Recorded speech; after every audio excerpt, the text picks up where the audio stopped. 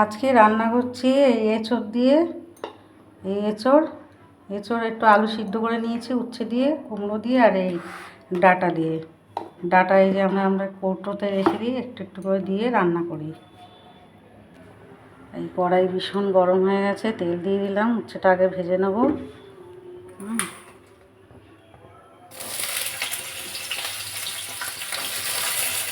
উচ্ছে ভাজা বসিয়ে দিয়েছি, আর এদিকে ডাঁটা এই যে কৌটোয় রেখে দিই। আপনারাও এরকম করে রেখে দেবেন, অল্প অল্প করে নিয়ে খেতে পারবেন। শুকনো এই যে জল দেবেন না, অল্প অল্প করে নিয়ে এই যে শুক্তো, চচ্চড়ি, পোস্ত যেরকম ইচ্ছা হবে সেরকম করে খেতে পারবেন। কোনো দিন নষ্ট হবে না, এটা 1 সপ্তাহ 2 সপ্তাহ থাকবে। এটা এই কৌটো করে বেশি করে কেটে রেখে দিই। এবার পাঁচফোড়ন দিয়ে দেবো।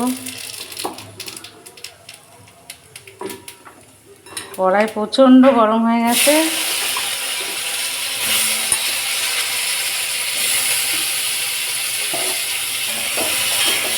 কুমড়ো আলু 2-4টে ছিল।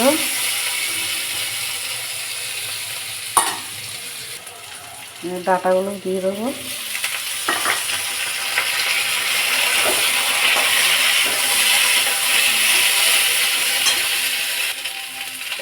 নুন দিয়ে দিয়েছি, একটু হলুদ দিয়ে দেবো।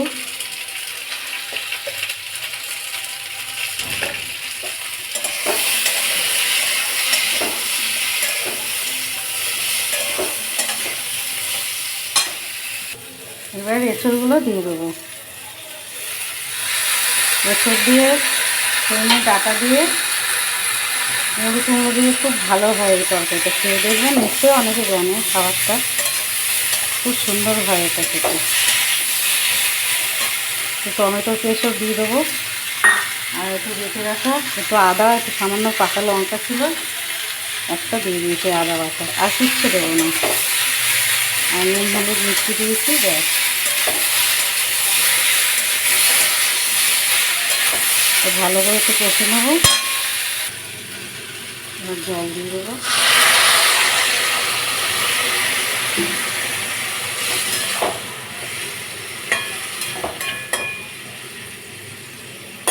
এবার ঢাকা দিয়ে দেবো। এবার উচ্ছেটা দিয়ে দেবো, হয়ে গেছে। একটু হয়ে গেলেই হয়ে যাবে, গলে গেছে। আর একটু হয়ে গেলেই হয়ে যাবে, ব্যাস হয়ে গেছে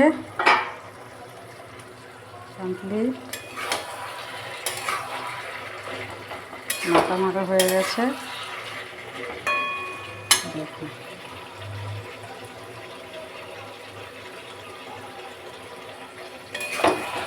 হয়ে গেছে।